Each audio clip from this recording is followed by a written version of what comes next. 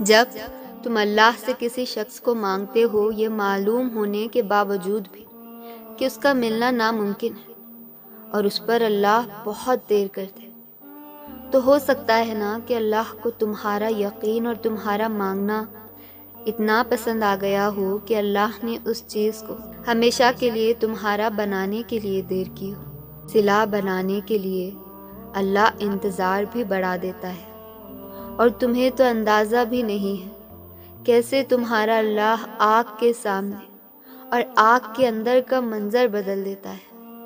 تمہارا اللہ پل میں کیا سے کیا کر دے۔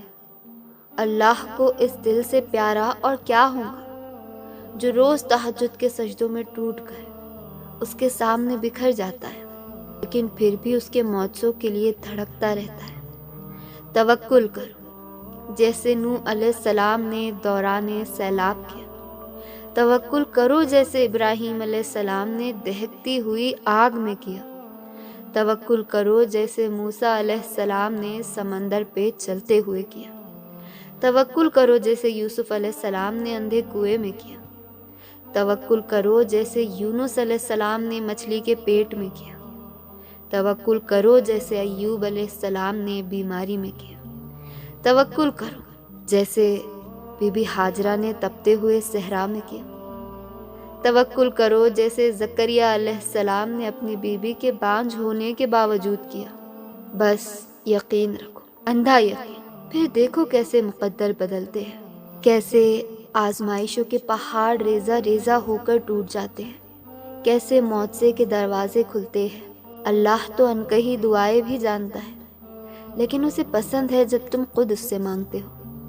جیسے ایک دفعہ دوران وحی موسیٰ علیہ السلام خاموش بیٹھے تھے تو اللہ نے فرمایا کہ اے موسیٰ یہ تمہارے دائیں ہاتھ میں کیا ہے؟ تو موسیٰ کہنے لگے کہ یہ میری لاٹھی ہے، میں اس پر ٹیک لگاتا ہوں یا اللہ، اور میں اکثر اس کے ساتھ بکریوں پر پتے بھی جھاڑتا ہوں۔ حالانکہ اللہ تو پہلے ہی سے جانتا تھا کہ یہ موسیٰ کی لاٹھی ہے، لیکن پھر بھی اللہ نے موسیٰ علیہ السلام سے سوال کیا، کیونکہ اللہ کو موسیٰ علیہ السلام کی آواز سننی تھی۔ اللہ کو جواب پہلے ہی سے معلوم تھا، لیکن اللہ کو یہ جواب موسیٰ سے سننا تھا۔ اللہ جانتا ہے تمہارے دل میں کیا ہے، لیکن اسے پسند ہے کہ تم خود اسے بتاؤ، اور پھر وہ معجزے کرتا ہے جیسے اس نے موسیٰ علیہ السلام کے لیے کیا تھا۔ دعاؤں کی سب سے بڑی طاقت یہی ہے کہ دعائیں وہاں جا سکتی ہے جہاں انسان نہیں جا سکتا۔ اللہ سے لے کر معجزوں تک، کن سے لے کر فیکون تک، ہر جگہ۔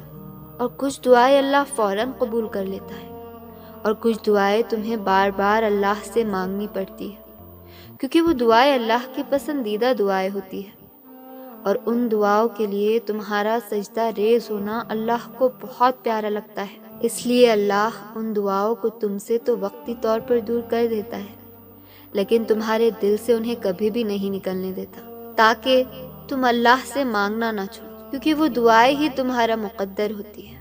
بس ان کی قبولیت کے لیے اللہ نے جو وقت مقرر کر رکھا ہوتا ہے نا، وہ تمہارے سوچے ہوئے وقت سے تھوڑا زیادہ ہوتا ہے۔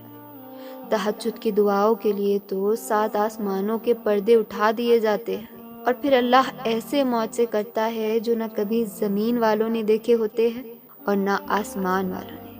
اللہ کے منصوبے تمہیں لاجواب کر دیں گے، اللہ کے معجزے تمہیں حیران کر دیں گے۔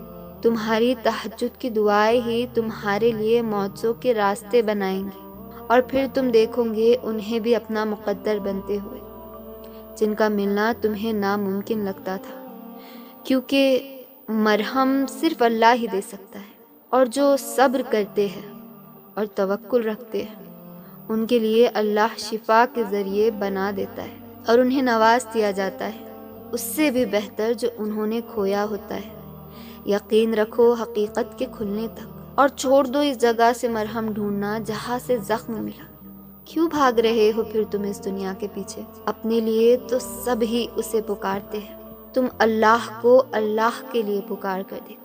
کیوں روتے ہو ان کے لیے جنہوں نے تمہیں دھتکار دیا؟ قرآن پاک کا حرف حرف گواہ ہے جس کی محبت کا تم کبھی اسے چاہ کر تو دیکھو۔